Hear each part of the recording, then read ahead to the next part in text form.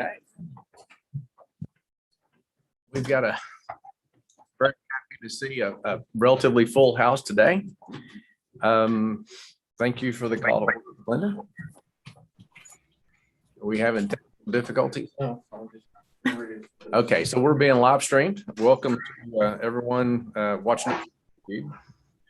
So first order of business would be an approval of the minutes for the last meeting. I'll make a motion to approve this. We got a motion. Second. And a second. All in favor, aye. Aye. Motion passes. And somebody's got some background somewhere and we need to, Matt, can you be, there you go. Perfect. Thank you. We have a presentation tonight from the Lions Club. Is there someone would like to come up or?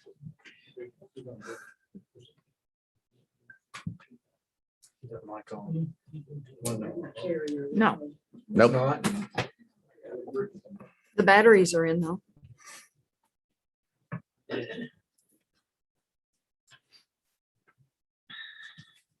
I'll use my teacher voice. That should work. That should work. That's just obnoxious. That's not loud. The Calvert City Lions Club have representatives here tonight. And the reason we're here is to give out what we call a Melvin Jones Fellowship. And the Melvin Jones Fellowship began, first of all, the International Lions Club began in 1917 on my birthday, July 17th, so I can remember that day. And 2 years later, the Melvin Jones Foundation was created. And this award began. The award is given for people who are recognized, who are successful because of their drive, their intelligence and ambition, and have put their talents to work improving their communities. This fellowship award is the highest form of recognition by Lions clubs, embodying humanitarianism and ideas consistent with Native and Lionism. Recipients of this award give exemplary service to their community. Now, monies donated to reserve this award also go into a fund, into the Melvin Jones Fund, which is used for things like disaster relief. So not only are we honoring someone tonight, we are also continuing that person's beliefs and service to others. And tonight, we would like to give this award to Was to Lynn. You can see on here, it's to Lynn Jones and everything. We'd like to present to Nancy in his honor. Nancy.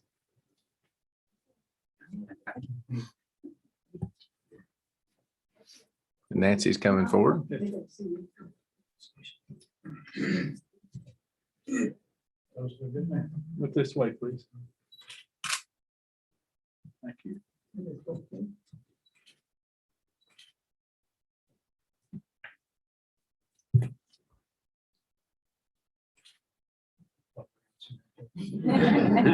The big puppy.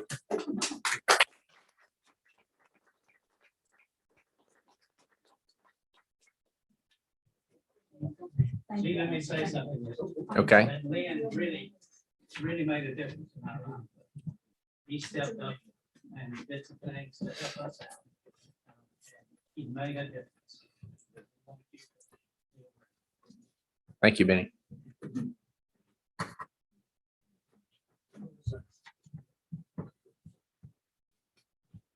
Okay.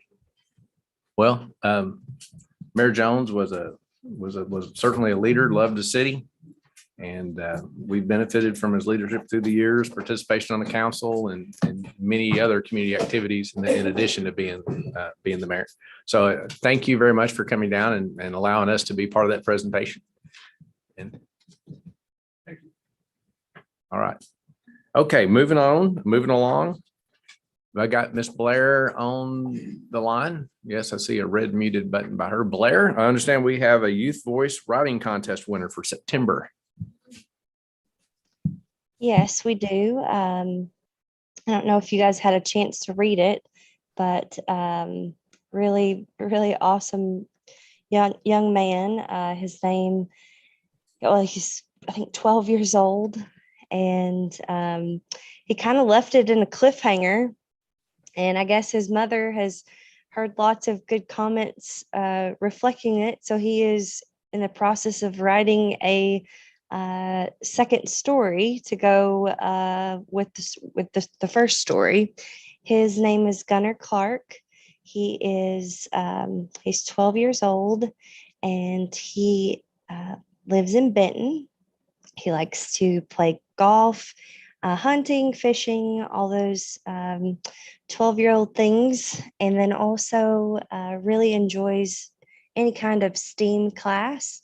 He attends Jonathan Elementary, and his favorite teacher is Miss Chastity. Congratulations to Gunnar Clark.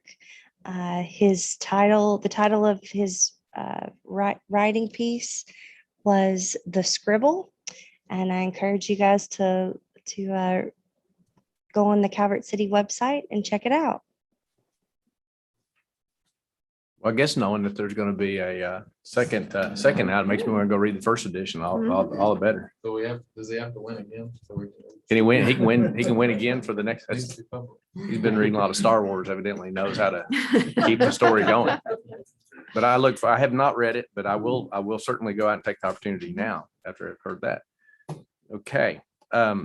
Old business. We don't have any really old business down here per se to talk about on the agenda tonight. With that said, we can move on to new business. Of course, we're going to have a project discussion a little later. Okay. So new business, it's not on here specifically, but the ad valorem tax. You want to do that now? Yes, I'm going to turn this over to the able hands of Miss Glenda to lead us through this conversation. Okay, so it's time again to set our tax rate for 2021. I have to go in and put all the numbers in that I received from the PVA. On the DLG has a website, has a spreadsheet that I have to use. You can look down through there. This year for 2021, we have the real estate's 310,837,486, and then the personal property it's 167,791,889. And you can see down here how that's broken down on the personal property with tools and fixtures, merchant's inventory, and so on. So you can see how that's broken down there. You can kind of compare them across, see which ones have kind of went up, which ones have went down a little bit. There's not just a great change on a lot of them. Well, really on any of them, there's not much change. So after I did put everything in, last year our rate was 0.262. This year, the compensating rate, which up here in my little paragraph, that's the rate that gives our tax revenue equivalent to last year, excluding new real estate. So this year it calculates at 0.26. So that's just a little bit lower than last year, but so 0.26. So we always need, we have our ordinance to pass that if you so choose. Everybody see the worksheet? Do we have any questions about that? Going down just a little bit. Well, going down just a little Going down bit. just a little. If we wanted to keep the rate the same, the difference would have been, I know you did some. I did some calculation. Of course, we would have had to have had a public hearing if we wanted to just keep it at 0.262. And the difference would have probably been about maybe $9,500 in tax revenue. So what's the pleasure of the council? What kind of action do we need here, Glenn? Need to read it We just- for introduction. Greg, or you'll Okay. introduce the ordinance and we'll have a first I reading. guess if they are right. Hey, with that, going with We need to make a motion 0.26. to introduce. Yes, that's what we need. Got a second? All right, whereas the city council of the city of Calvert City, Kentucky is determined to levy an ad valorem tax on real property, personal property tax, subject to taxation in the city. Whereas the city council of the city of Calvert City, Kentucky is determined to levy personal service corporation property tax on companies and corporations located in the city. I look forward to your ordinance. City of Calvert City, Commonwealth of Kentucky. As follows: Section 1, ad valorem tax, 26 cents on each $100 of real property value subject to taxation for general purposes in the city of Calvert City. Be and the same hereby is levied for the fiscal year beginning July 1, 2021, and June 30, 2022, on the assessment as of January 1, 2021, on real property located within the corporate limits of the city. Ad valorem tax of 25 cents on each $100 of motor vehicle and watercraft property subject to value subject to taxation for general purposes in the city of Calvert City. B and same hereby is levied for the fiscal year beginning July 1, 2021, and June 30, 2022, on the assessment as of January 1, 2021. On motor vehicle and watercraft property located within the corporate limits of the city. An ad valorem tax of 26 cents on each $100 of commercial tangible personal property value subject to taxation by the Commonwealth of Kentucky and otherwise reported on the Commonwealth's tangible personal property tax return located within the city of Calvert City. B and the same hereby is levied for the fiscal year beginning July 1, 2021, and June 30, 2022, on the reported property values as of January 1, 2021. All of said ad valorem taxes shall be used to defray the operation and maintenance expenses of the city government and its subdivisions through which it provides governmental services and is to be placed in the general fund. Also, pursuant to KRS 136.120, there hereby is levied a property tax on the operating property value and non-operating tangible property value of all public service corporation property as defined in KRS 136.120 in the city of Calvert City at the same rate as the tangible property of other taxpayers not performing public services as set forth above. Subject to a limitation of such rate as applied to the property of railroads and railway companies pursuant to KRS 136.1873.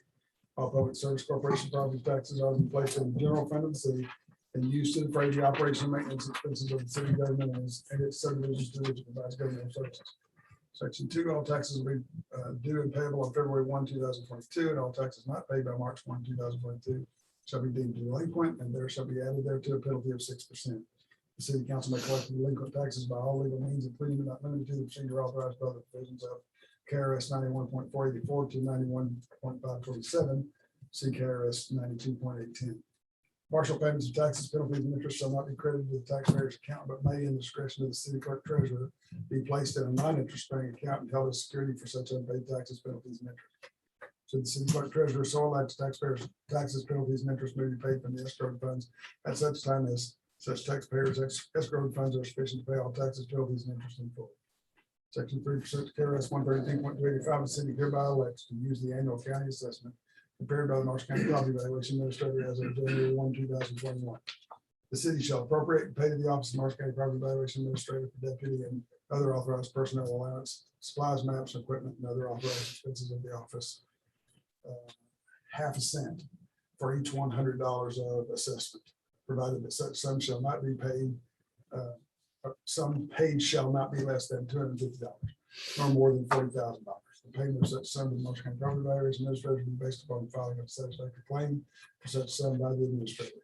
All previous ordinances enacted by the city council of the city of Calvert City, Kentucky are repealed to the extent of this. There you go. Now I'll do a roll call. Okay. Okay, Councilman Babcock, Yes. Councilman Howard, Yeah. Councilman Hale, Yes. Councilman Rao, Yes. Councilman Harrington, Yes. and Councilman Stokes. Yes. One affirmative, All right. passes for the first reading. First reading, we'll have another reading required. Yes. All right. And in front of the council members, you've got a written determination of disposal of some property. Have you had a chance to look at that? John, you want to talk about what it is? This is one of our older Exmark zero turn mowers that we had, the 2012 model. It does still operate, but we've since had newer models purchased, and we're just rotating this one out. We'd like to, this was with the Public Works Department. Most of it was done right of way type mowing, with some on 62, some are in town, in the inner portion of town, and others, some out from the parks as well, so it's a little bit everywhere, but we'd like to put it on Gov Deals. We're having a lot of good success with Gov Deals on most of our equipment, so that's the route we'd like to travel with this one. Make a motion to approve. Second. Yeah. We should drop the word special in the Oh, last sorry. sentence. Yes, Where, special call meeting. It's a, Oh, I didn't notice that. oh, okay, in the last sentence? Yep. Okay, that should be a regular meeting. mhm. So with that minor change, we didn't change which mower we're auctioning off or anything. So with that said, all in favor, say aye. Aye. Opposed? Motion passes. Thank you very much. I will sign that as soon as we get the typo corrected. Okay, another part of new business. Consider approval of the Calvert City Bicycle and Pedestrian Master Plan. I'm looking up and I'm seeing Blair Travis's icon on the tube, and Blair, we're all ears. What do you need with a bicycle and pedestrian master plan? Tell us about it. Hello, everybody. So I've been working on this with the PAD office and the Kentucky Bicycle it's not the Kentucky Bicycle Association. Sorry, my brain's a little pitiful today. The Kentucky Department of Public Health, and the PAD office on working together to develop a master plan for Calvert City.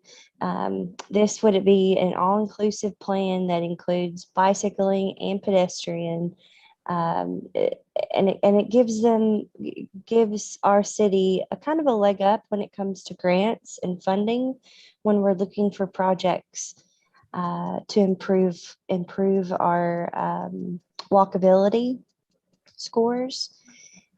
This plan, which all of you guys should have seen it, it really goes into detail on lots of different things. It looks at the demographics of our area. It breaks it down into, different the people that live here and what they're doing, how older are they, where are they riding their bikes currently, where are they walking their bikes currently, using a heat map through Strava. So you can go through and look at where people are already riding their bikes currently. So in working with them, we came up with this plan that it's kind of just an overview of something that we can utilize in moving forward in our planning from here on out.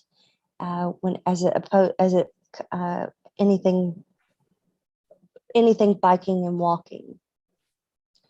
I'm not 100% sure what we need to do tonight. I do know that this is something that we do need to get this passed and approved through so that we can get it submitted to the state.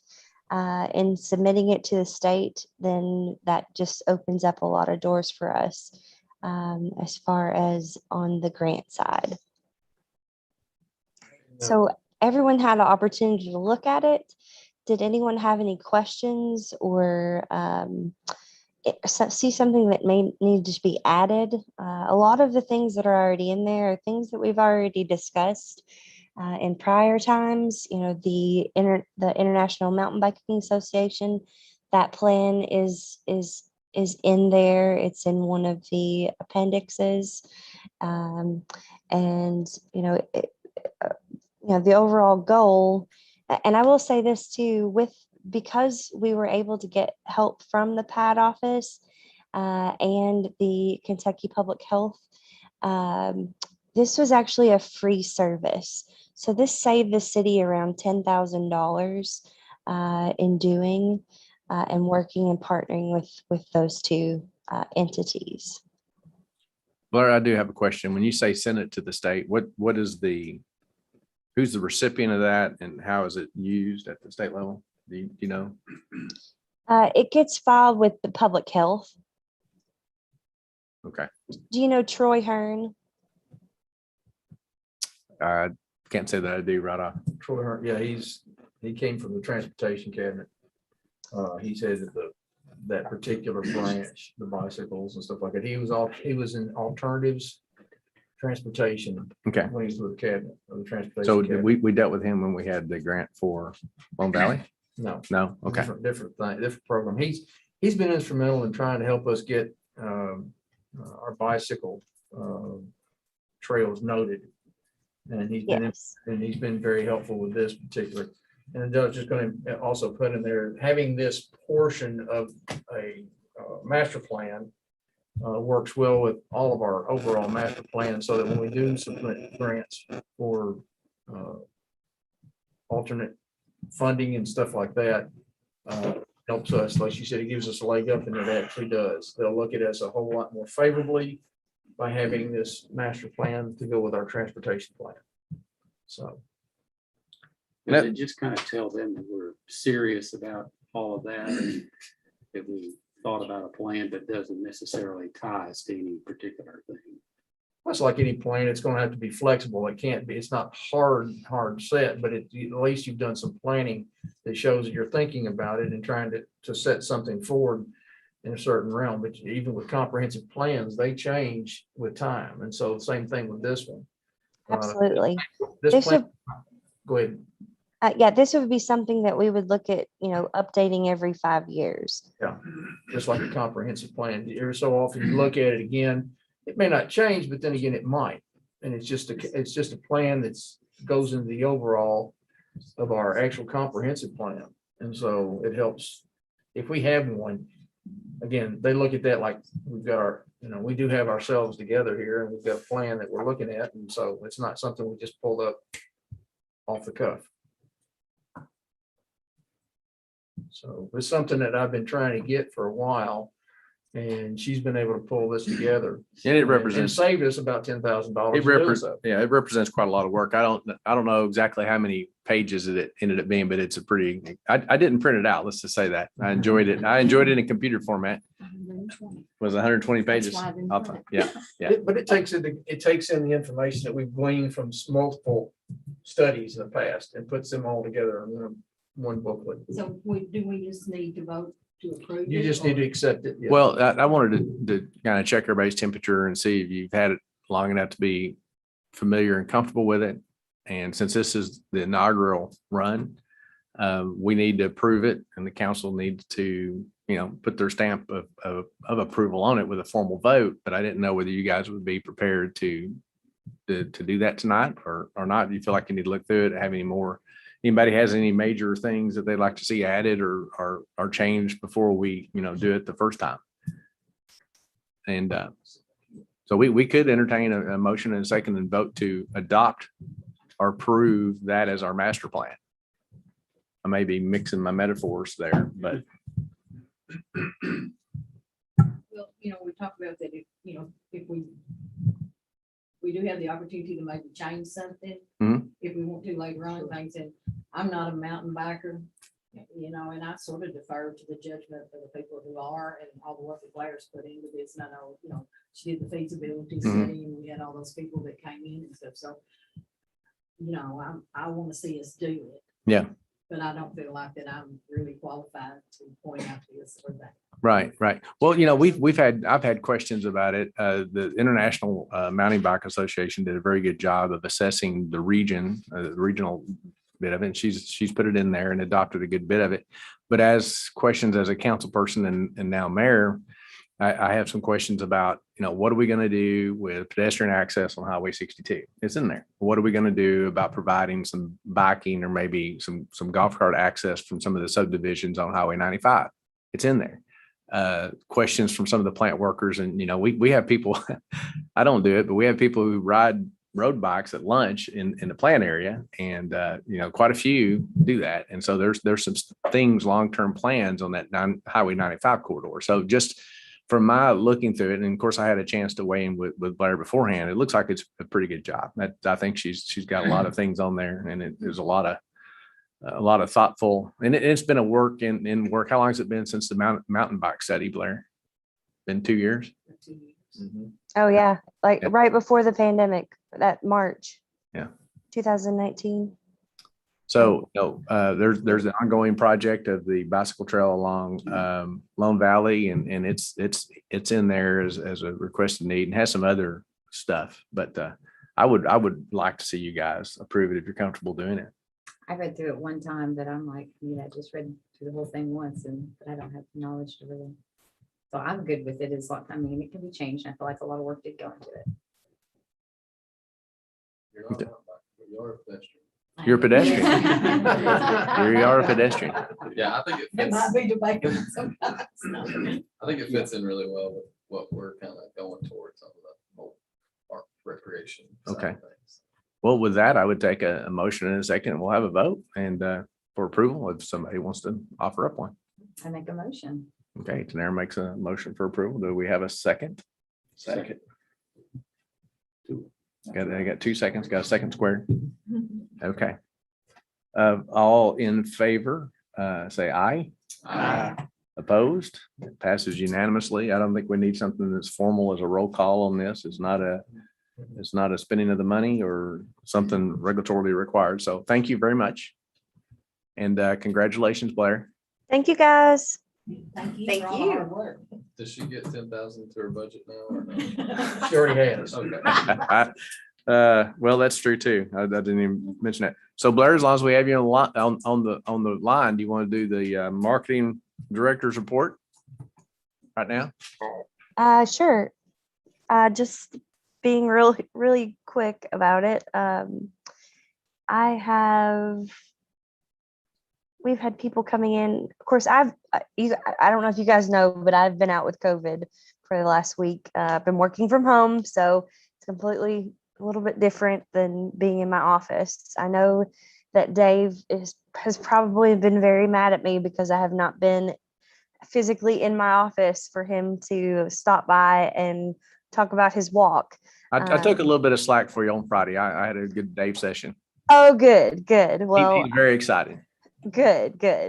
Hopefully I'll be back tomorrow. I haven't had a fever since yesterday morning, so fingers crossed everything will be back to normal tomorrow. And Garrett seems to be doing truck along just fine as well. So I guess he's gonna live and he didn't have COVID at all. So that's good too. But what we've got going on, this coming weekend is Dave's walk. Really excited about it. He is very excited about it. But before I left, he had $468 that he had raised, and I received a message from Tanera, I think. Yes. Do you want to tell them? Sunshine Pools and Spas wrote me a check for $1,000 to give to Dave for his cause. Yes. Dan Donahue. Here. So I mean, I just can't. I just think that's absolutely amazing. Especially Dave. He's very, very excited about this, and this just for his budget in the beginning to be $200, then $500, and now he has surpassed that. I just think it's pretty awesome for our community to be able to raise that much money in such a little time for St. Jude's. So that is this weekend, and it starts at 9:30. We're just going to keep everybody spread out, and Dave is going to lead the walk. We're going to start at Memorial Park. Just look for the Calvert City tent, and we'll just take a walk down to Old Park and turn around and come back to Memorial Park. You can ride your bike, you can walk, you can bring your golf cart, any of those things. Just come and participate in Old Park on Saturday, starting at 9:30. All of the funds that we do raise, we are going to give that to St. Jude Children's Research Hospital. And we ask that you bring $1 to participate in the walk. So that should be a fun Saturday. Also coming up, we're partnering with Shoparama in doing a Shoparama Cruiserama. It's a car show that will be simultaneously run with our Fall Fun Fest. So the Fall Fun Fest is set for October the 2nd. We've got lots of great fall vendors coming, great music and food, inflatables, all of those fun things to spend the day kind of kicking off fall. I know it didn't feel like fall weather today, but it has been, so that's good. And then that is on October the 2nd. The Fall Fun Fest is from 9 a.m. until 4 p.m. And the Shoparama Cruiserama car show will be from 1 p.m. to 4 p.m. on October the 2nd. So be sure and stop by there. Jerry has got some prizes, and Edwin, they're putting together some fun prizes together. So if you know anyone has a vintage car, old car, muscle car, it isn't, we're not really being stingy. It could be any type of car. Just swing by the Cruiserama on October the 2nd. And then our paddle up event, which was, had to be rescheduled due to rain, has been moved to October the 9th. And that is at Kentucky Dam Village. And we still have some openings open for that. If you would like to get a kayak, you can go on to our Facebook page and fill out the Eventbrite form and get registered for that. Okay. So this whole schedule's on the website, right? Yes. Okay. That's good. We wanted to leave a donation for Dave, and we did it at City Hall later. Can you pick it up? If John's okay with that. Oh, Yeah, I'm all right with that. Yeah, that's fine by me. So I will tell you that Dave's going to steal something from Gunner. I think he's already contemplating this being an annual event. Well, he told me last week he said next year I want to do a fish fry. So Oh, we'll see. I guess we'll have to walk before we eat fish. That's right. We'll see, folks. We'll see what's going on. Okay. All right. That's all I have for now. All right. Well, thank you. Thank you, Blair. It's something that Mayor Jones used to do, and I haven't been doing it because we haven't been having these normal meetings. We go around and talk to the department heads and see if they've got anything they want to throw in. So Brad's going to be the first sacrificial on that. And so how are we doing, Brad? Well, we're doing better. I've almost got a full crew. Let's go, Garrett. Gotta get Garrett back. Garrett, we're waiting on Garrett to come back and I'll be at full staff. Really? Okay. Congratulations. Of course, we had the garbage issue during the last month. Never since I've been here, we had this problem, but my spare even went down. My good truck's been in the shop since July 14th. So we're COVID supply chain Yep. constrained. Couldn't get parts. They finally got it fixed and I got it back last week. Of course, my other one went down while that one was down, so we had to do a rush fix. Thanks to Metalworks down here downtown, they got on it and got me going there within a couple days. But so now we've got both trucks back. Both trucks back. As far as projects go, we haven't been able to do much on projects. Of course, I've been short-handed. Right. And of course, I had two police officers working at the same time. The parts, finally got those going. Last week was a good week. Good things going. Okay.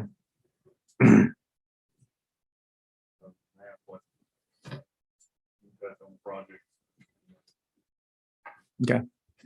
Moving right along. Silas, how's the water department doing? Well, we're making progress. On the sewer side, well, we just started the 3rd month of construction work on the new influent lift station. The new force main, which, we replaced a big section of the force main going to the river. We got that pressure tested last week and it passed. So we have the sewer plant, it's back operational now, we're discharging. Still working out in the collection system, trying to, any breaks in the sewer lines, we've been trying to fix those. On the water side, it's been a couple of months of leaks. We've been fixing a lot of leaks and trying to stay caught up on that. We're still in the process of putting the new meters in.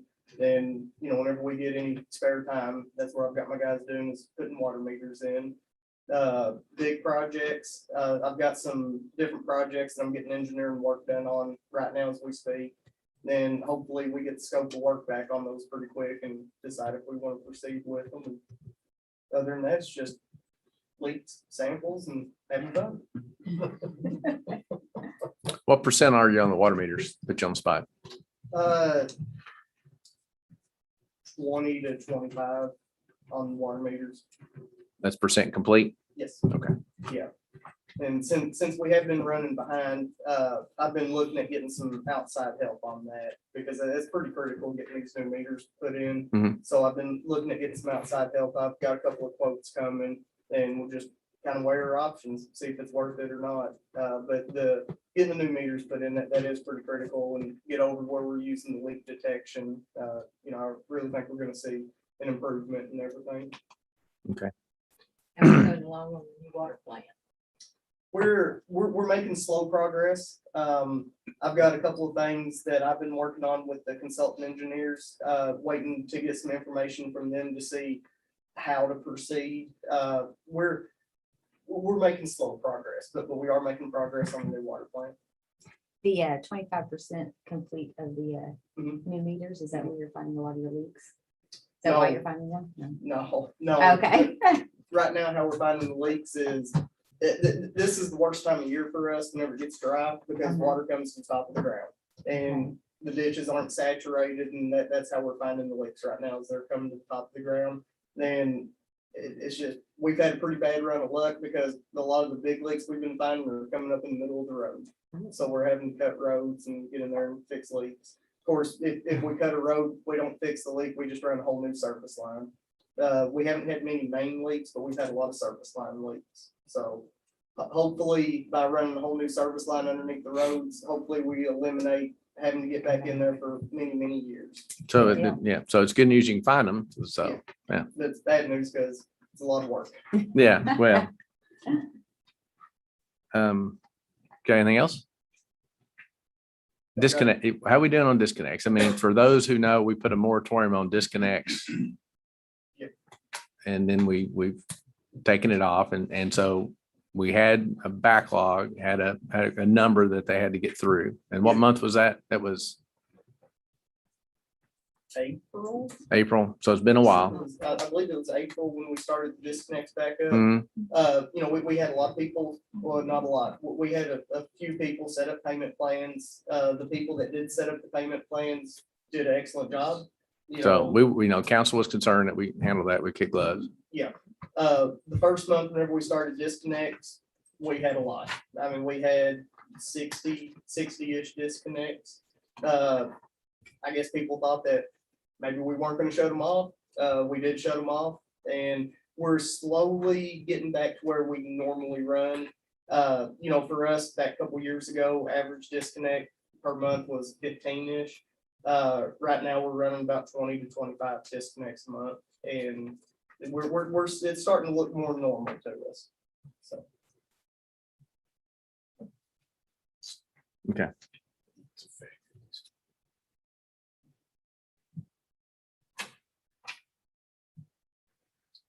No, go ahead. Okay. Chief, I can't see you yet. I'm back there. I'm up, you're up, man. You're good? I expect so much. Business is good. It's been a while since the full moon, right? So. Okay. Well, Tim, you got a little bit of news. Yeah. We got our truck back from the body shop after we got caught up in the incident at the coal terminal. It's fixed, you detail it. I mean, I can because I know where it's at, but I don't feel like y'all could walk down there and look at it and tell it because he did such a good job on it. We had a bad incident out on the interstate. Had the interstate shut down for like 16 hours. And that makes you realize the amount of traffic that comes through. Doesn't come through the city, but it comes through the city. I'm kind of negative there on myself, but if you shut that interchange down right there, you can see what that does when you have to shut an interstate down. We had traffic backed up it took an hour to go from 62 to 68 in Graftonville. People go an hour. Cousins, why are you doing this? Why have you got this shut down? It just shows you how disrespectful some people can be when you interrupt their day. So the overall detour was coordinated by KSP or transportation? How's that work? I'm not gonna go there. Okay, all right. So the full interstate was shut down for a number of hours and both sides for about, So we were getting everything from the west coming down 62. And then everything getting off at Calvert from the east going up 62. And then we had a semi breakdown on 62 that really put a chunk in it. So, Yeah, it's not just us with mechanical problems. no. No. Yeah. Other than that, I guess we're okay. I'm sure you know by now, but Calvert is hosting the 2022 Jackson Purchase Firefighter School. It will be run out of Calvert City. I'm very honored to have that distinguished honor of hosting that. We're trying to go to the businesses and see what they can do for us. It's going to be a big undertaking. so what's the date on that, Tim? March the 25th, 26th, and 27th. So what's anticipated number of, don't know. They've had anywhere from 100 to 500. They're hoping. That's a good range. It'd probably be between those. Around 350 to 400. So that's a 2-day school. Yeah. Something probably gonna have some 3 days components to it. 3 days, yeah. So that's a great opportunity for local firefighters to catch up on some hours, and it's a great opportunity for Calvert City to showcase some of the stuff that we've got in our community. And I don't know what that's going to do for our hotel occupancy. Blair has been to some of the. She went to our, I guess, planning meeting, and she's friends with the marketing. Correct me if I'm wrong, Blair, but the marketing manager for the Jackson Purchase Firefighter Association. Correct, Blair? Yep, that's right. Okay. So Good friends with her, so that worked out pretty good. So we're starting to get hot and heavy working on that. The way the sponsorship is set up, for each $100 that gets donated, one fireman will get a free school. Get to go to school free. We already have a certain business in the county, in the city right now that's done and got 20 people can go to school. So I'm pretty excited about that. So.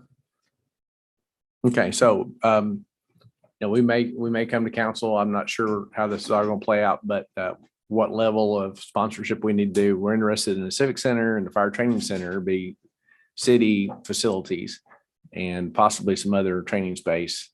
So, what we're going to do to sponsor that or what have you. Back on chime in. Okay. So that's in May. March. The other in month. Last weekend of March, if we get to have it.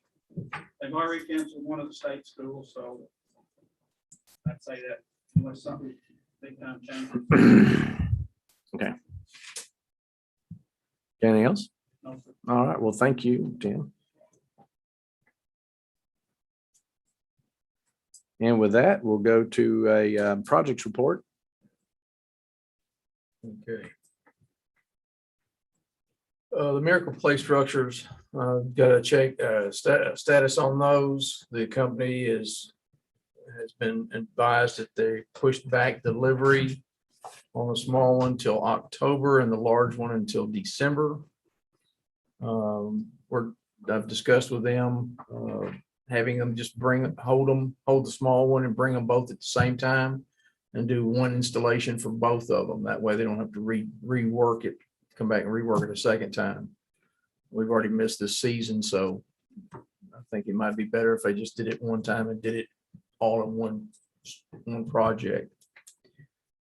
So those are going to Old Park. Those go in the old park. That's correct. We got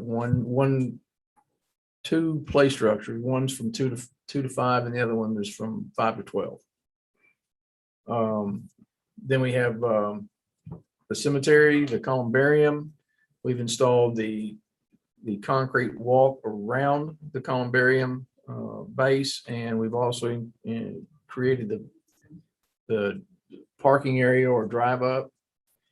That was designed heavy enough to support the weight of big trucks that might have to come and deliver any additional niches or columbariums that we might put down there.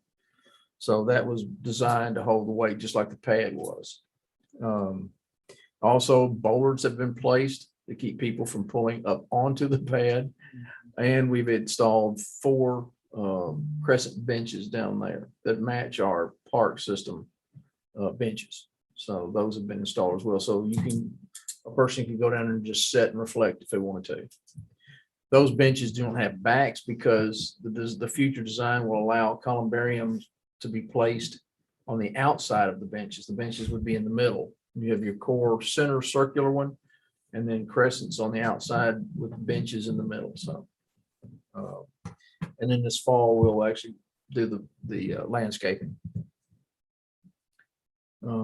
The airport, the fueling system has had issues with the card reader. And over the past month, we've been down probably 2 weeks with that card reader, or if it wasn't the card reader, it was the third party that did the encryption. It's now up and operational. So I'm glad to report that. IT and the city staff are installing a point-to-point connection between City Hall and Public Works that will bring them onto our system so that they can operate in and through City Hall and have interconnectivity between us and City Hall and Public Works. So we're making another step, like Blair's connected. Now Public Works will be connected that way as well. So, and that's already begun. We've already started doing them. I think they said they would be finished with the install tomorrow. The stormwater basin, and Matt is online. He's here to talk about that. Matt, would you give him an up-to-date on the basin, stormwater basin? Yeah, we're just finishing up plans on it, and we'll be putting out the advertisement for bid probably this week. So it'll probably show up in the paper next week. And we should have bids back in and ready to present to council next month.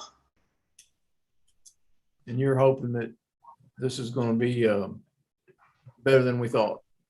Yeah, I think we're going to be significantly under the budget that we had predicted. That's good news. Hey, Matt, are these going to be evaluated bids? Or just lowest? Yes. Just put bug in your ear. Make sure that on your, you probably already have it on there. But just make sure that the criteria for evaluation is on the bid itself. Okay, I'll make sure. If you have any questions, give me a holler.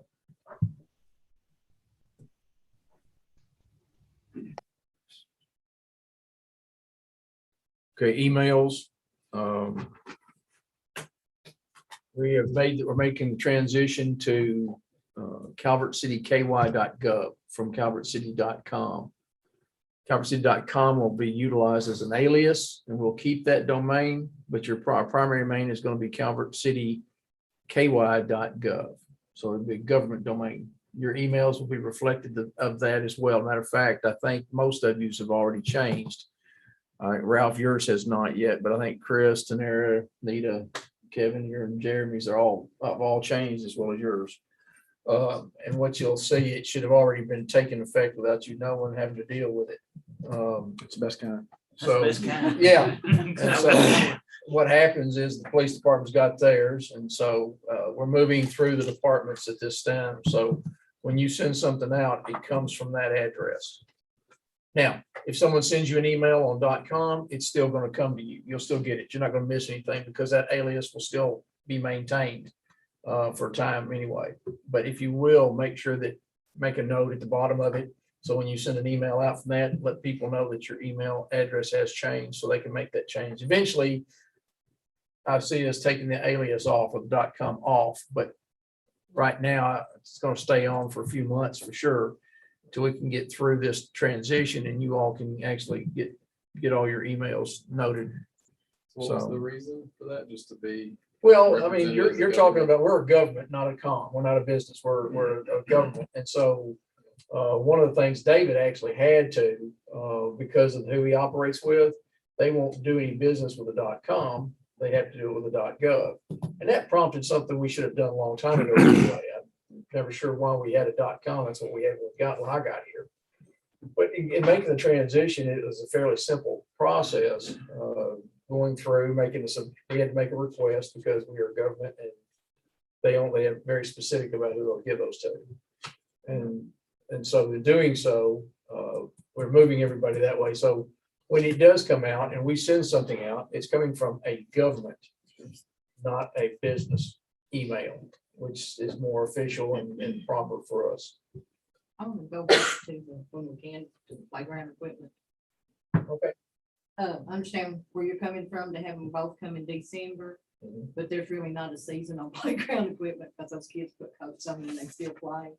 And if they finish that one in October and then they don't have the one finished in December, then we're still waiting on the October one. And to me, I think we're to go ahead and have them to come put it in October if it's ready, and then get the other one. And then there's some structure down there that the kids can use. Because we've waited several months for it.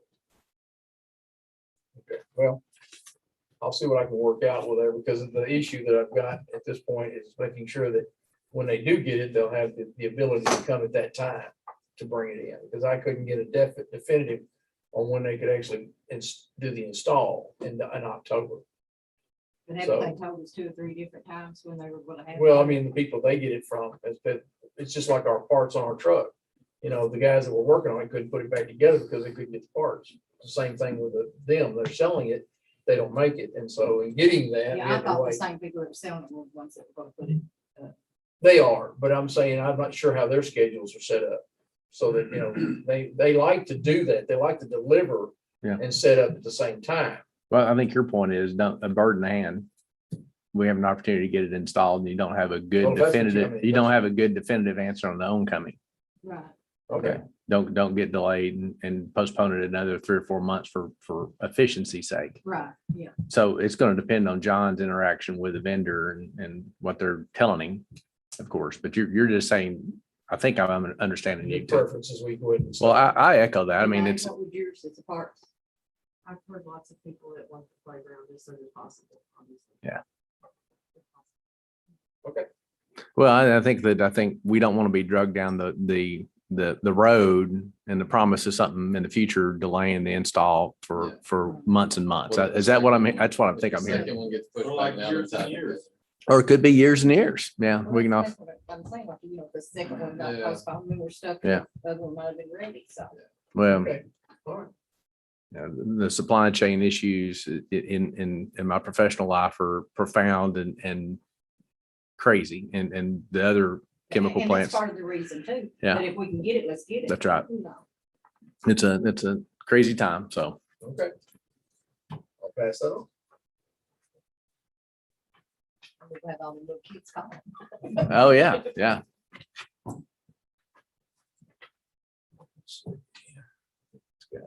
Okay.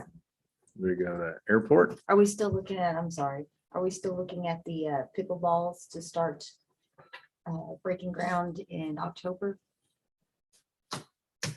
I've seen some pickle steaks. Some pickle steaks? Pickle steaks. If you will, give me time to get Garrett back and see where we're at before I make a promise on that. Okay, Because biggest thing is he's covered up and behind and between the equipment and the staff. And if I can get him caught up, then we may be able to move forward with that. okay, But that's the biggest issue right now. okay. It's first on our agenda when we do get caught up. It's first on the agenda to get started on.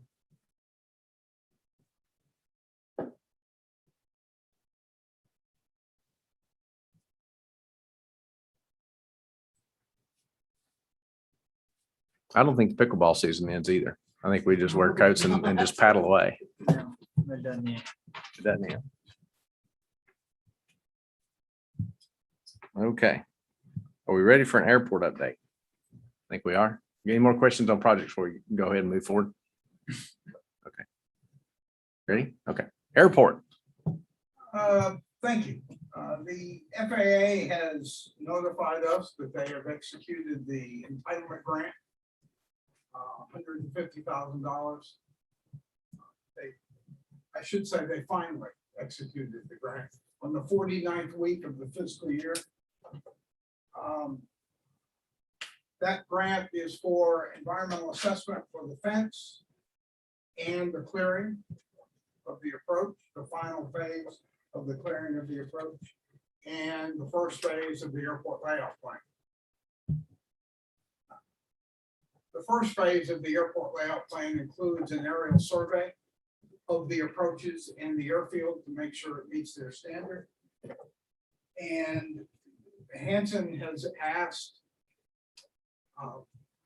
the state if we could go ahead and receive notice to proceed to get that flight done. The flight has to be accomplished before the leaves fall off the trees, or we won't get good accurate tree height counts. We expect to get that approval tomorrow when we meet with the KDA. Keep in mind that FAA executing their grant does not mean the money is in the bank. It means that it's the first step in their releasing the funds. For all practical purposes, they only have 3 weeks to do that because fiscal year ends on September 30th. So it more than likely will occur in the next couple of weeks. In anticipation of the airport layout plan, the only other thing I will add today is that I will be initiating discussions with John and the Airport Advisory Committee on getting some of the initial steps out of the way and enabling Calvert City to get a jump on the owners of the airport in establishing future wants and desires and the ultimate layout of the airport for the next few years. So in those discussions, we'll be talking about additional facility requirements, where those facilities would be placed within the terminal area, and also how they will be funded. And for all practical purposes, we'll start that discussion next Tuesday, and I can update the council as we go along at your pleasure, however you want to be involved or whatnot. I will be unable to make a personal contribution to the council meeting next month, as I will be traveling.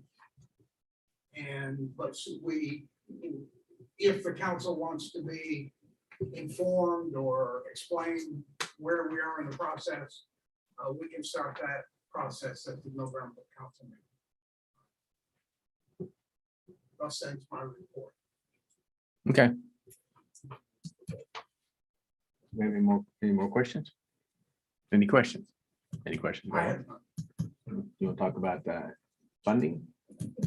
Funding? Airport Oh, hangar funding? Talk about the bond. we got a tag along to Hanson's report. You know, when we did our budget this year, we said that we were going to pay ourselves back from loan proceeds on the hangar. So John's got a report on how that's proceeding.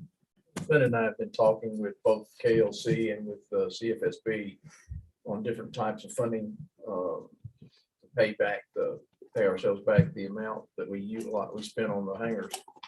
And we've come to the conclusion based on our review that CFSB could not meet the time frame, and then the rates were a little high as compared to a bond, going through a bond issue through KLC. We would actually be able to put more money back off of our profits, off our income, to use for maintenance, insurance, improvements, or future constructions as well. So we're looking at right now, we're still doing some other reviews and asking questions and doing paperwork on it. Nothing is final, nothing is set yet.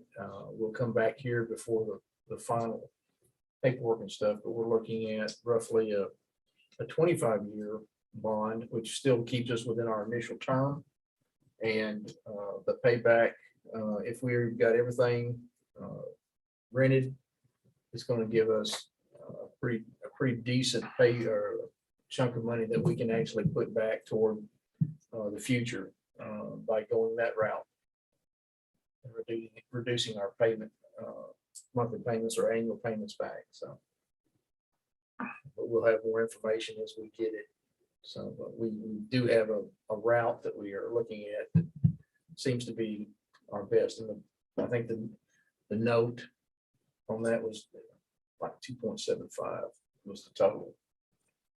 We were at 4 on, I think, the other one, and it was only for 15 years. So based on occupancy, based on receipts, you have some excess for maintenance, for insurance.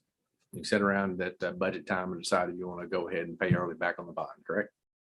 So After a certain number of years, you can pay it off early if you want to. yeah, but we can service it too as we go along. That's correct, as long as we want to. So it just depends on how that's going.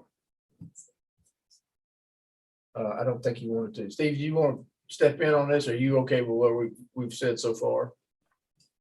I'm perfectly comfortable with the information that you shared. I think you know the back and forth that we've had. We are moving forward, and we are excited to partner with the city of Calvert City to help make this a positive financial situation for you all. Yeah, we didn't introduce Stephen. I don't Yeah, that's Steve Pekarski. He's with KLC, and he's been helping us with our bonds information. Okay. All right. Steve, are we talking about a bond fund? Are we talking about joining on a bond fund? Or are we talking about issuance on a bond fund? It would be a bond fund. Yeah, you'll be party to a pool of participants rather than a standalone issuance. Okay, thank you. Okay. To go forth with an issue which we had a special session on, we approved the minutes for tonight when we talked about moving along with some compliance issues in the city. We really didn't come I think we kind of shared rationale and want to proceed with some caution on what we ultimately look at. But what I would like to do, I would like to hire a temporary part-time person to help move forward the sorts of issues that we commonly address now. Okay, this would be grass and some other issues to help John catch up with a backlog. Okay, and as we do this with a part-time temporary employee, it'll help us better understand what the full-time position could be shaping up to look like. And I wanted to check the temperature here before we proceeded with that with you guys. Do we hope that person moves on to full-time, or we table in a full-time position? Well, the full-time position's in the budget, and I'd like to see us progress there, but I don't want to do it until we, the administrative branch and the council, really come to an idea of what we want to do moving forward on these issues. Okay. I want And- this person to lay the groundwork and Well, I want this person to give us an extra set of eyes and a helping hand on doing some of the things we already do and are behind on. Not looking at developing anything new. Since I wasn't here for the special session, but, and Greg, this may go more for you, but if there's an occasion where they have to go out and, or there's a situation that needs to be addressed, whether it's grass or something else. Mhm. Do we have to go through a letter form, or could that person go out and meet with the person where the problem is and discuss it with them? To me, if you got a phone call and something was not in compliance or whatever, and you had that person who could go right then you say several steps, unless it's law that we have to write a letter. No, Richard Nash and I used to talk about that all the time. No, a lot of times, particularly in Calvert City, you can get something done with a letter a lot quicker and with a lot less conflict and problems if you just go knock on the door or make a phone call. That's my So- intention for the employee is, Yeah. is, He got me confused. no, he did me too. It's better to go knock on the door and just Okay. get it Yeah. done and Yeah, that's what I'm don't saying. go into Yeah. letter It writing. sounded the opposite. Have a conversation and, That's what I'm saying, and yes. yes. But, Yeah. but then you're talking about with grass and stuff like that, we go ahead and send the letter simply because that's one notification. And if we don't get it, they've got a right to appeal amongst the I just nuisances. use that, it wouldn't. Sure, necessarily but I know what be you're saying. Grass, but, having a business, working a business out of your house, it's not in compliance with what we have. Mhm. Or, we've had situations that weren't grass that maybe if we'd gone and talked to them, it could have been resolved. That's all. Right. But that's. Go Yeah, Yeah. that's part of the reason we want to try to do this, because this person can be a little more proactive than I can. That's what I'm just totally reactive, and so having someone that's proactive, we can probably head off some of these issues up early, yes. Good job with our post. Well, how you were gonna do that? We could. I mean, post within the city, you mean? We'd have to. Just advertise it. Okay. Will there have to be some qualifications, so? Oh, yeah, yeah. We can, Most of it will go through us, because it's gonna be our ordinances are enforcing. we want somebody who's gonna be experienced and be able to have, sometimes going and banging on the door and talking about an issue, that's not for everybody. And so we want some short-term help. So the qualifications for experience would be highly valuable. And so I'm not against posting it. That's what we like to do, trying to do an advertisement on it at all, instead of just word of mouth. I mean, I'm not opposed to that. That's have we fine. had anybody come to you that said? We do have an individual that we talked to that has experience in the area and quite a lot of it, and would be, I think, a good fit. But going forth and spending a little more time and taking a look at some other options would not be a terrible idea. If that's what we want to do. It'll take more time to get some boots on the ground doing it that way. So it is a temporary part-time position. I don't know exactly where the individual's coming from. I don't think they're into it for a full-time gig. So certainly before we do something full-time gig, it would certainly be posted and try to fill it that way.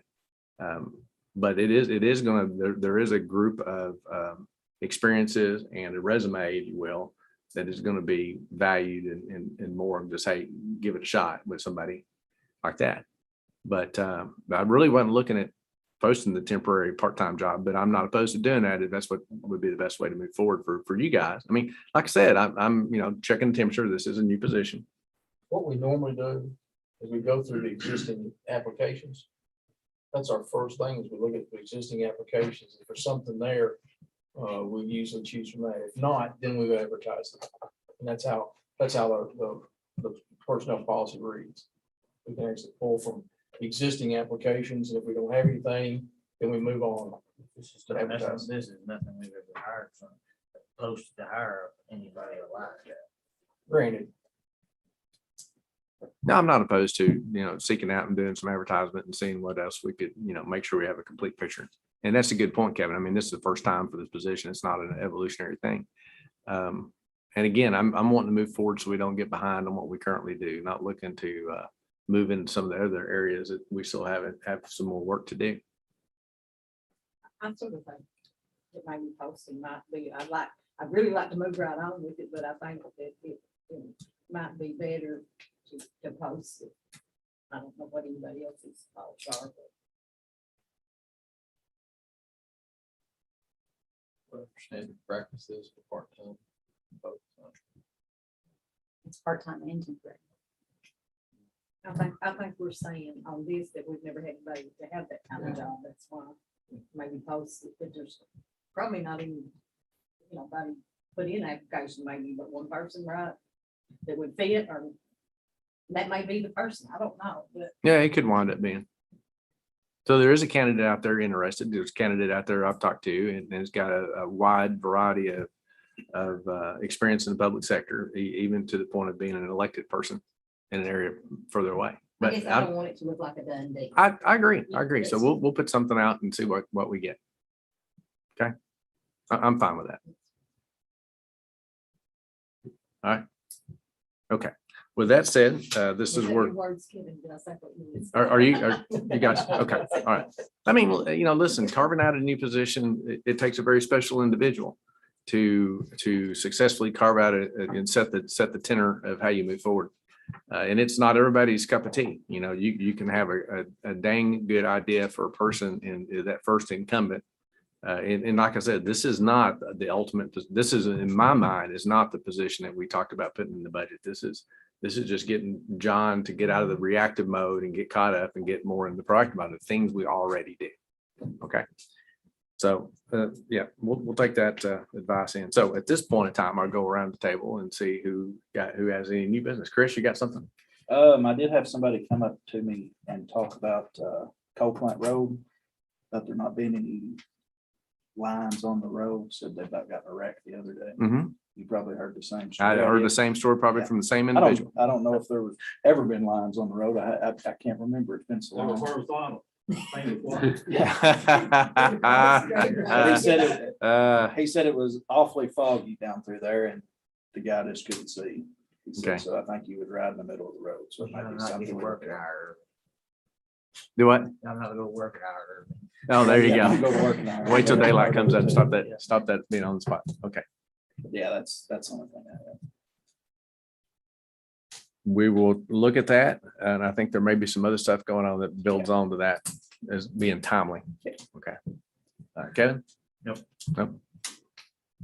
Ralph? Are we still planning to do paving this year? Yes. I can tell you that right now, our paving, or what we're gonna do actually is we're gonna work on Sharkow Road. Matt's got a plan, it's probably a 2-year plan on that. The first thing we're gonna do is we're gonna go in and put in 2-foot shoulders and reinforce them. And get some work done, kind of a preliminary work done on the road itself to stabilize it. And then next year come in and blacktop it. Did I say that right, Matt? Yeah, what we're going to do is we're going to bid it with 2-foot gravel shoulders with an additive alternate for an additional 2 foot of shoulders to make it 4 foot, depending upon where the bids come in, and then go in and do all the patching and full depth replacements everywhere the road's currently breaking up to get it stabilized where next year we can use the budget to come in and do the overlay and repaint the lines on it. We didn't have enough in this year's budget to do both. We can stabilize it this year and get it ready for next year's overlay.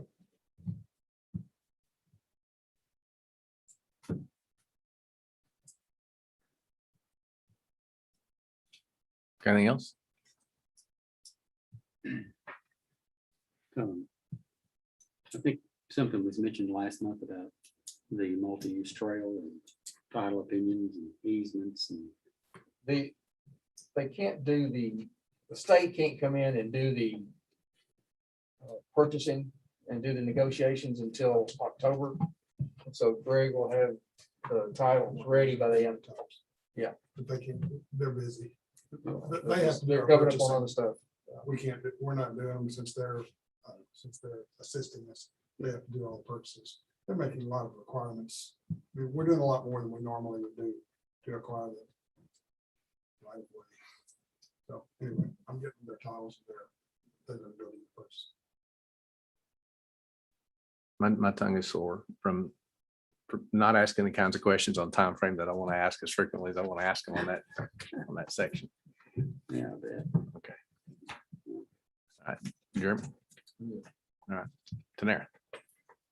All right, this is where you want me to show the, okay. All right, I have been working on a grant. It could be up to $10,000 if we were to be awarded in full. And this is the Paul Bicycle and Pedestrian Grant for roadway safety. We need to put down that we have a master plan for bicycle use in the immediate area. Oh, yes, I do need to add that in there. You're exactly right. I did not add that in there. What the plan is they can give, they'll give you $10,000, but they need to know what it is we're going to do. Of course, y'all know how a grant works. We're looking at getting our youth on bikes and getting them geared up with their helmets and their pads and teaching them the roadway safety, along with safe routes to school and to the parks and things like that. So this would be something that we would need to partner with the city to have painting on our streets or signage at the end of streets. We already have our painted on Fifth Avenue, 2 crosswalks. The paint's already there. So good thing we already have that. So we would just have to worry about the back streets really, just to get them all to those 2 crosswalks. We're talking about buying the children, anybody who wants to participate, buying them helmets, getting the safety vest for someone to assist in the crosswalks. You can pay somebody up to 5% out of the 10,000, or they may only award us, say, 5,000. We still only can pay somebody 5% out of that. But the plan is to get our kiddos out, and hopefully the city would, we'd have no choice but to partner with them if we were to pay somebody to get out there to assist in the crosswalks. And we have to partner with the city to have the painting or the signage done. And to do that with this grant, we would have to have a contract written up to show that we have a partnership. The grant would go through Marshall County Schools, and I would be the one heading it up, making sure I would have to report twice a year on where we stand on getting this project accomplished. So what we need to know from you all is if you all think this is a good idea. I tried to, you'll see the letters, that's for their guidelines to help them follow as they read my grant, but you can see the F's are where we would need partnership with the city. And we may not get this at all.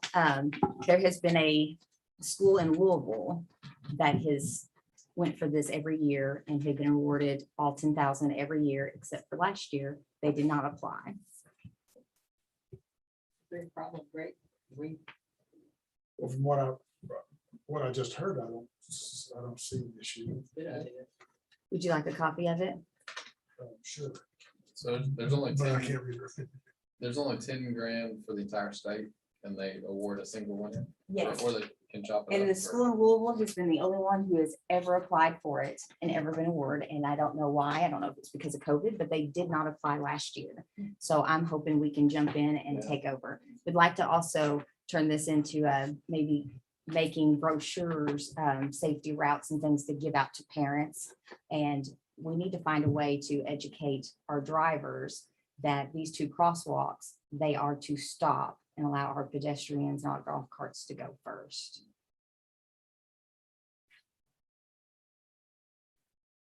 I know a lot of kids walk to school. Do many kids bike to school right now? There's been times where we've had the bike rack filled and then their bikes just sitting up. So I would also like to buy some bike racks with this as well. But there are, whenever summer, Yeah. and there's little points in the fall, it's not as much as we would like. So I'm thinking if we want them to do this, we need to be sure they're educated. And it is cute when you pull into the school and see all these little bikers. Tell us about this crossing guard thing.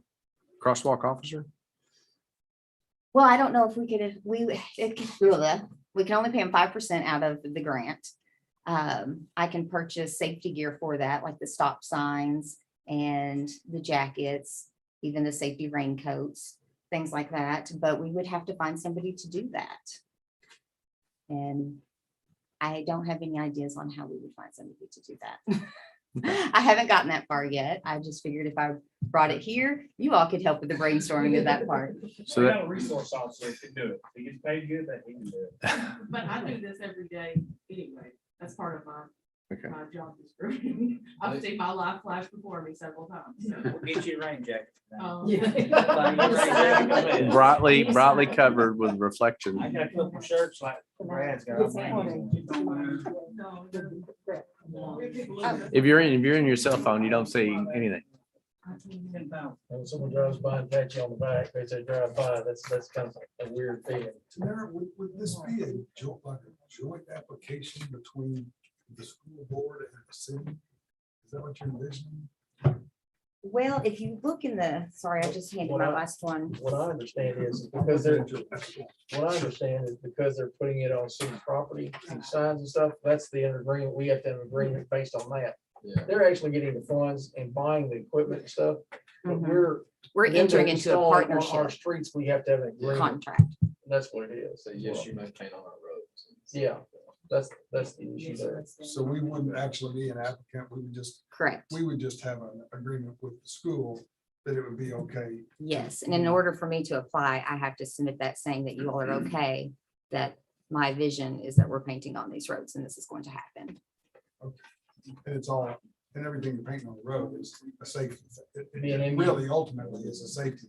Yes, like the back of it is, I kind of try to give you something that I was envisioning, this little, It would have Just to be an little painting. ABTCD or signage, it doesn't matter. sign, you know. Something that'll draw attention to these kiddos. So the city's just agreeing to help make the road safe for kids riding bicycles on the streets. Yes. Okay. Okay, so there's to bring this to, do you need any kind of a, All I needed was to hear that the council likes this idea, Mhm. and then John would work on getting my Agree to partnership. Allow agreement to be drafted and go into effect. we just need a letter? No, we need It's agreement. an agreement, a contract. Is it a letter of agreement or? When, It's what's worded- the time frame on this? Entering, well, I have to have this submitted by October, October by 1st? October 1. Okay. So what's got to be in this agreement? I'm trying to think of what we have to say yay to in order It to says meet this entering time. into a written partnership contract agreement with the state, county, or local government and or schools. We get something drafted by next meeting. we can approve it. It's not like a double reading type of thing. Well, you're gonna have to have it before then because the next meeting will be after the deadline. 2 weeks. Deadline's October 1st. Is Marty gonna draft this? Or where's this agreement come from? I was hoping you guys were gonna tell me. Oh, I came here to ask you. where's that provision that you were just reading? That is on the second page, and you can see John's little notes off to the side on number 2 of guidelines. Come on.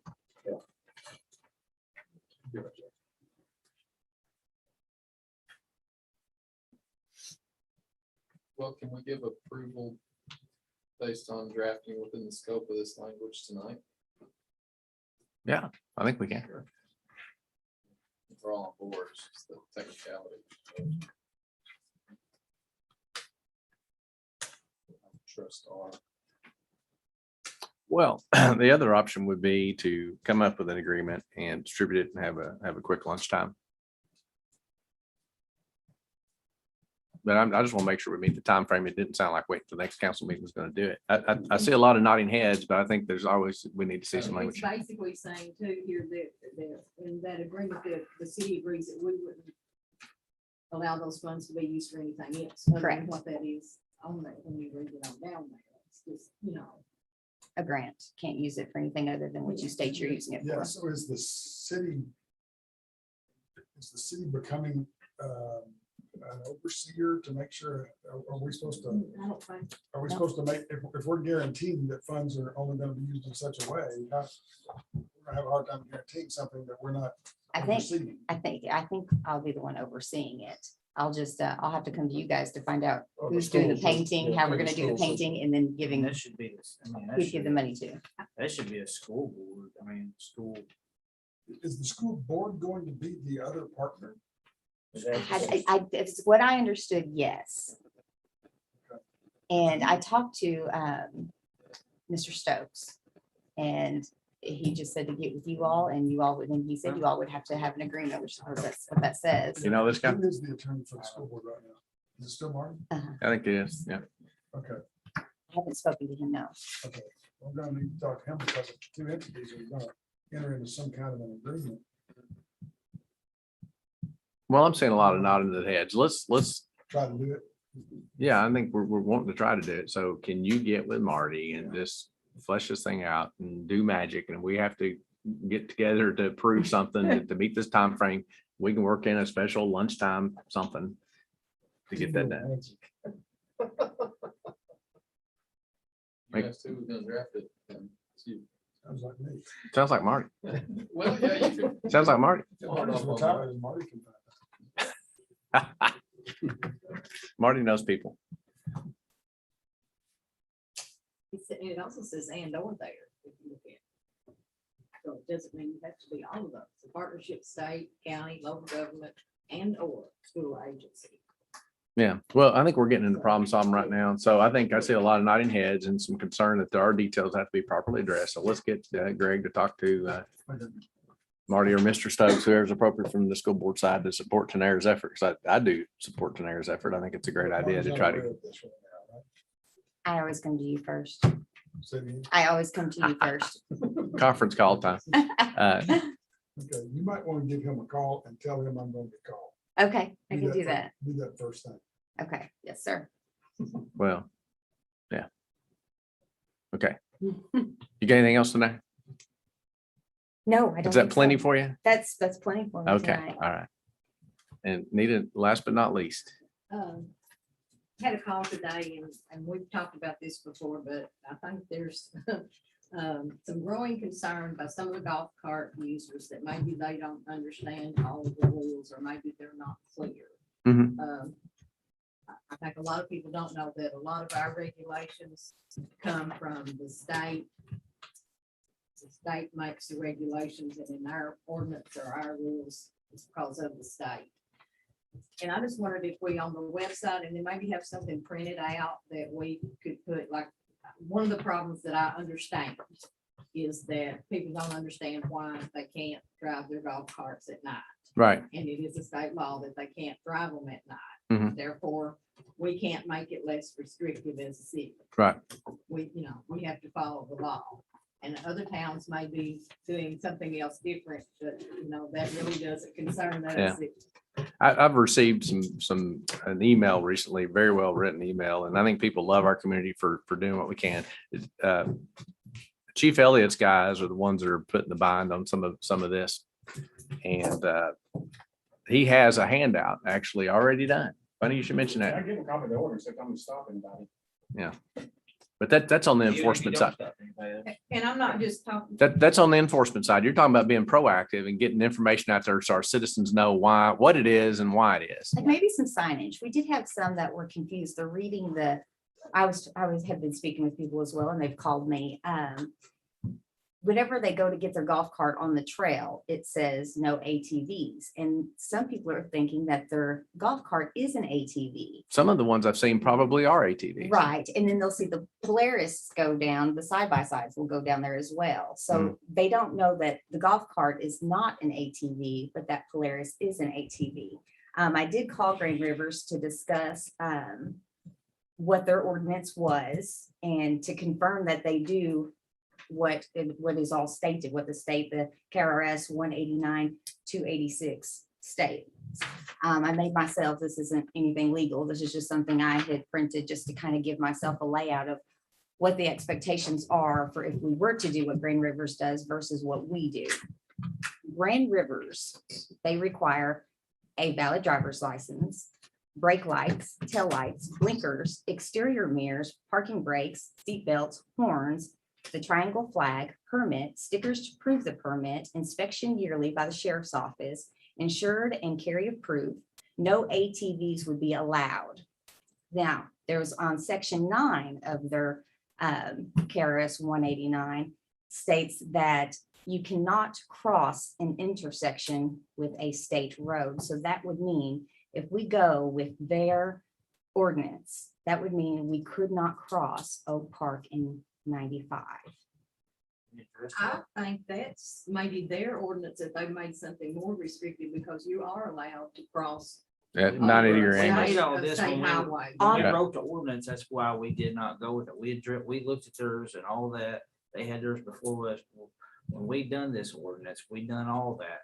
And this, when we wrote that ordinance, we felt like that was the best use for the citizens of Calvert City. Well, we have a lot that want to use their ATVs and No, we wouldn't be it's a able to speed. use. It's a speed. That's why Right. we don't want to use them. When we all discussed that, it was the speed of the ATVs that why we don't want them. There's a little leeway on 4th of July and stuff like that. And I'm not gonna say there's not, but the ATV was the speed that they're gonna injure somebody, because they will go a lot faster than a golf cart will. Well, right, And if you're yes. gonna injure somebody on a bike or somebody walking, that was the conversation that when we decided. No, it's hard to recall the whole thing. I think what Nita had originally brought up is be proactive and Yeah, I'm not maybe on gonna the change it. website and put some more information on the website about what we have and why we have it. I mean, I've had in the very nice email I received, the request of us to allow nighttime operation. And that, to the best of my understanding,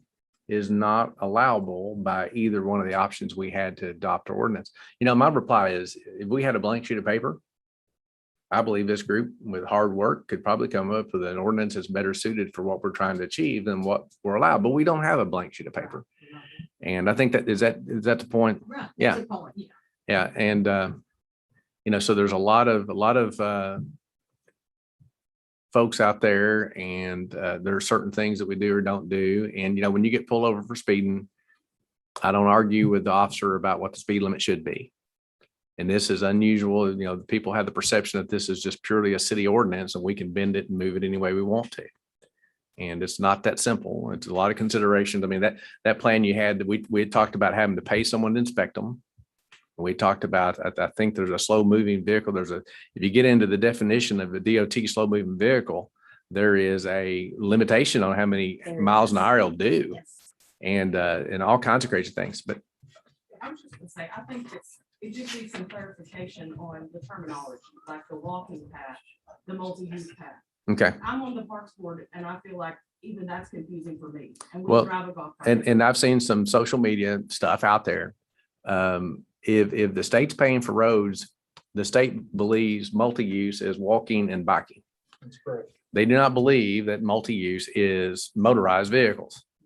And so if the state's paying the bill, the state is making the rule. And so we're going to try to influence that and still have a conversation with some of the stuff that the state park is in the city, but the state park has their own rules for use on their property, which is going to create another little. So we got a blended three things within our city limits. We've got the ordinance that this council did a fair amount of work on. I'd say a lot of work on, to allow us to use the trails that are currently in place that were funded by city budget. And now we've got another extension coming up on Lone Valley. It's going to be along a city road. It's going to be along there, but it is going to be an alternative transportation grant. Is that right? And so, we need to make sure we read the fine print there, and then the section along Highway 62. And then you get into, okay, who's writing the speeding tickets? What is the rule? What is the regulation? Who's writing the tickets? And I think that Nita's point is well taken. I think that most folks want to comply. And so when we do get stopped, there's some, we can put it on, try to get it on the website. We can try to get it in media and stuff. I And think there's, the fact that a lot of people don't know that I've had several people come to me in the past about not being able to ride it on the state park property. Mhm. That is not a Calvert City. and I'm sure some people ride it on the state park And they property and probably don't know I'm any just saying, better. But if we clarified that in writing and had a sheet, and the ordinance is good, but I'm just talking about they could come to City Hall if they had a question and pick up this piece of paper. and see it. And you maybe know. have somebody explain it to them, because that is, everybody comes to me because they don't know about the Well, that's- I mean, ATVs that's what I'm, forums that's what I'm versus. saying. To do that, because again, they don't understand that we're dictated by state law on what we can do and not do. And, you know, and I think another thing that just from personal, my point of view is a lot of people don't understand what kind of liability they have with that golf cart, because it's probably not covered by your automobile insurance. Operating it as a vehicle, Operating usually it, right. it's not the same as having a rider for coverage on your homeowners. You know, we're all for having fun and I love seeing the golf carts go back and forth and stuff, but, and I've let my grandkids do it, but you know, you probably need to have your kids in a car seat instead of them, you know, and nobody wants to do that. So, you know, there's just a lot of different things that, Well, Yeah, when y'all start telling them all those things, remind them that Lloyd doesn't want them to drive past his back door wide open.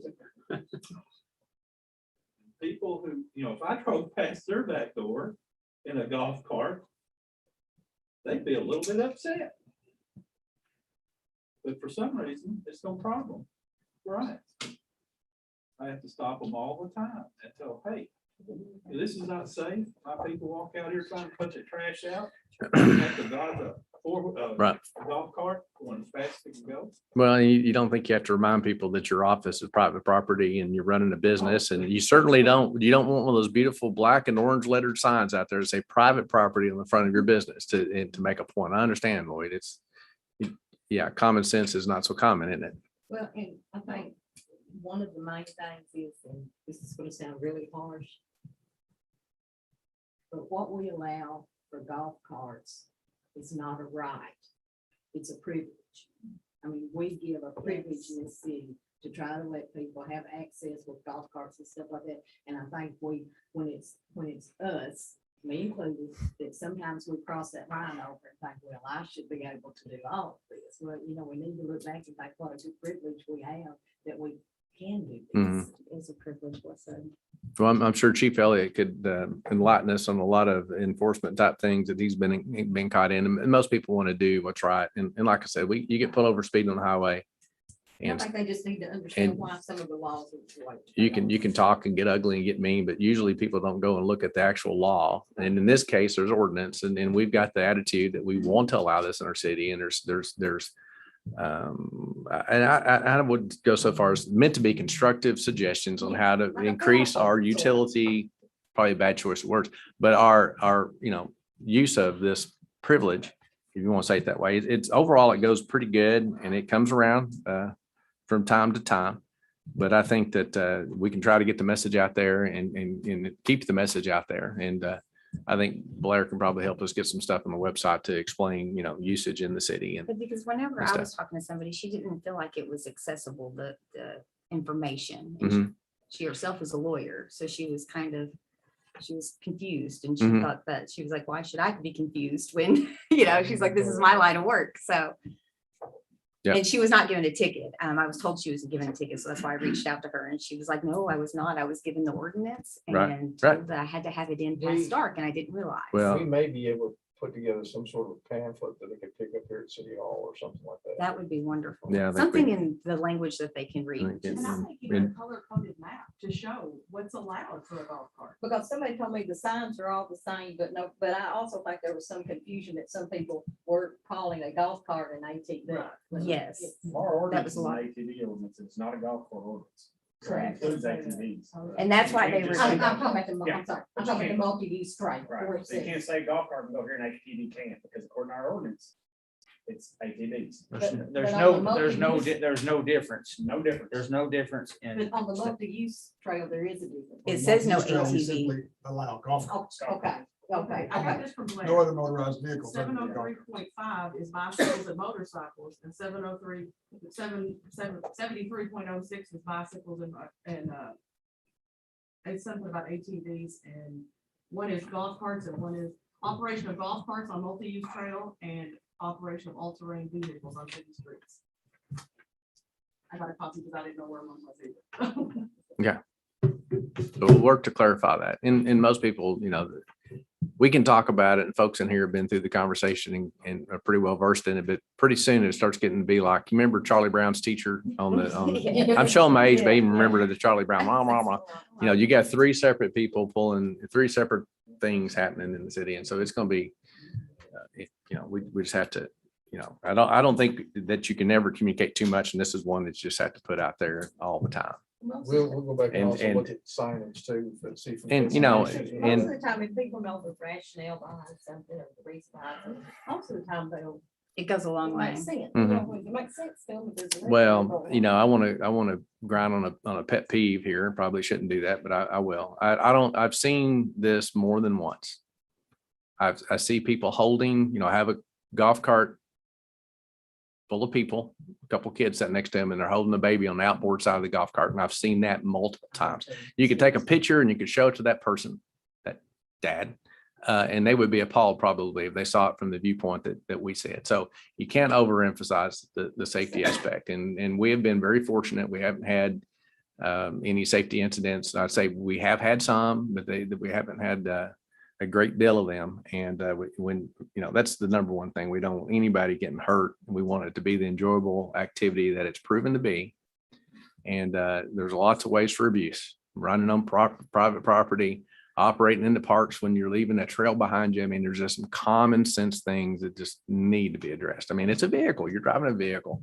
Okay. And you got to do it safely. And if you can't, then that creates all sorts of issues and takes it, you know, takes away that right, that ability to enjoy that in our community, which I think a lot of people love.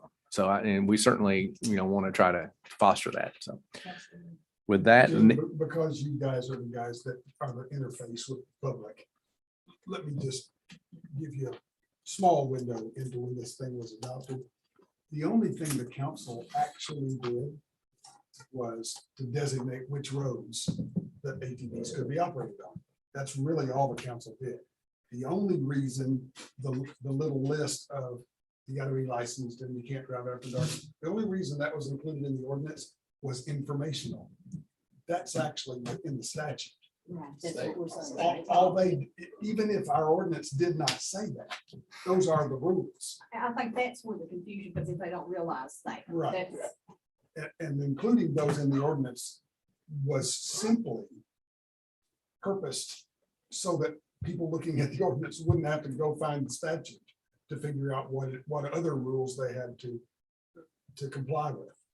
And so if you find yourself in conversation and someone is saying the city council should change this and this, the proper response is all the city council really did was to designate that you can operate ATVs on streets that have a speed limit of 25 miles an hour or less. That's really all the council did.